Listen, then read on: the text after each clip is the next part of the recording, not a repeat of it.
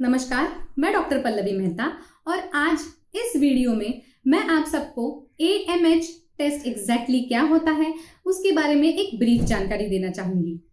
आगे बढ़ने से पहले मैं आप सबको एक रिक्वेस्ट करना चाहूंगी कि अगर आपने अब तक हमारे इस चैनल को सब्सक्राइब नहीं किया हो तो तुरंत लाल कलर का बटन दबाएं और हमारे इस चैनल को सब्सक्राइब करें। AMH यानी कि एंटी मुलेरियन हार्मोन अनबॉर्न बच्चे में मेल या फीमेल रिप्रोडक्टिव ऑर्गन्स को डेवलप करने के लिए एक बहुत ही इंपॉर्टेंट रोल प्ले करता है।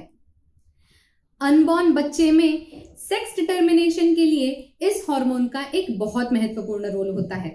एक अनबॉर्न मेल में यानी कि पेट में ग्रो होने वाला लड़का अगर हो तो उन लड़कों में AMH की मात्रा बहुत ज्यादा होती है। ये high level of AMH male organs को डेवलप होने के लिए प्रमोट करता है और फीमेल ऑर्गन्स को डेवलप करने से ये रिप्रेस करता है, सप्रेस करता है। अगर किसी अनबॉर्न लड़के में AMH की मात्रा कम हो तो ऐसे लड़के में दोनों मेल और फीमेल ऑर्गन्स डेवलप हो सकते हैं।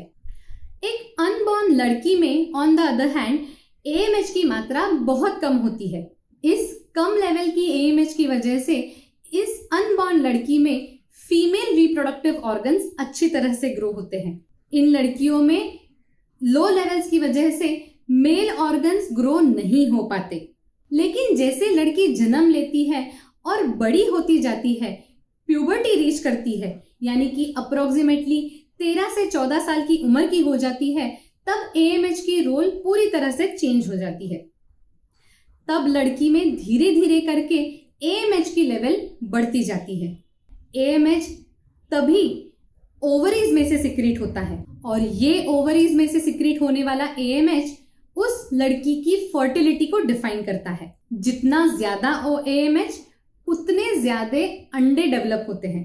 साथ ही साथ अगर किसी की लड़की में कुछ मासिक रिलेटेड प्रॉब्लम्स हो, कुछ मेंस्ट्रुअल डिसऑर्डर्स हो, तो वो भी AMH की लेवल से इजीली डायग्नोस हो पाते हैं, खासकर PCOS। जैसे जैसे एक लड़की की उम्र बढ़ती जाती है वैसे वैसे AMH की लेवल घटती जाती है। इस घटते AMH की वजह से उस लड़की की फर्टिलिटी भी कम होती जाती है।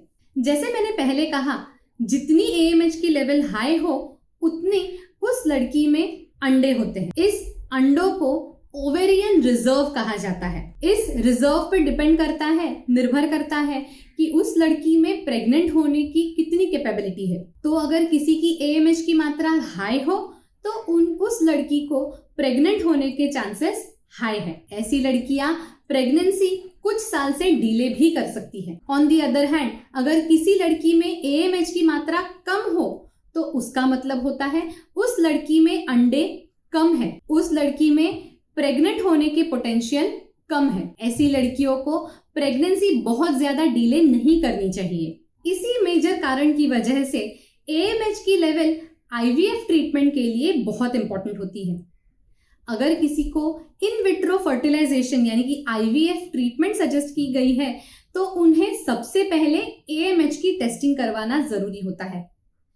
उस रिपोर्ट्स के ऊपर निर्भर करता है कि IVF की ट्रीटमेंट सक्सेसफुल हो सकती है या नहीं। प्रेगनेंसी के साथ ही साथ AMH कुछ और औरतों की प्रॉब्लम्स को डायग्नोस करने के लिए भी इंपॉर्टेंट रोल प्ले करता है। जैसे कि AMH काफी इफेक्टिवली PCOS को डायग्नोस कर सकता है। ओवेरियन कैंसर को मॉनिटर करने के लिए भी कभी कभी AMH का इस्तेमाल होता है। मेनोपॉज के ऑनसेट को समझने के लिए भी AMH का इस्तेमाल हो सकता है। ये एक नॉर्मल टेस्ट होता है। आपके नसों में से थोड़ा सा खून का सैंपल लिया जाता है और फिर इस खून को लैब में स्टडी किया जाता है। इस टेस्ट के बाद आप अपनी रेगुलर एक्टिविटीज इफेक्टिवली रिज्यूम कर सकती हैं। इस टेस्ट के साथ कोई रिस्क इन्वॉल्व नहीं होती।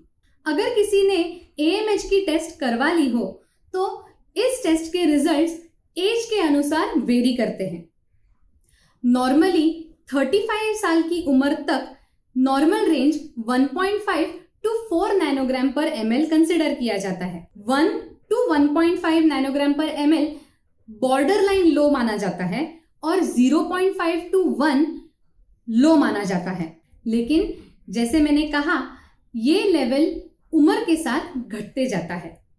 मेनोपॉज तक ये लेवल काफी हद तक नीचे आ चुका होता है। लेकिन अगर आपको ये टेस्ट करने का सुझाव आपके डॉक्टर ने दिया हो या फिर आपको ये टेस्ट अपनी फर्टिलिटी स्टेटस जानने के लिए करवाना हो, तो इस टेस्ट को किसी अच्छे ऑथेंटिक लैब में से करवाएं। एक्यूरेट रिपोर्ट्स पाने के लिए एक अच्छी लैब का होना बहुत जरूरी होता है। साथ ही साथ अगर आपने अब तक हमारे इस चैनल को सब्सक्राइब नहीं किया हो, तो तुरंत लाल कलर का बटन दबाएं और हमारे इस चैनल को सब्सक्राइब करें। Thank you.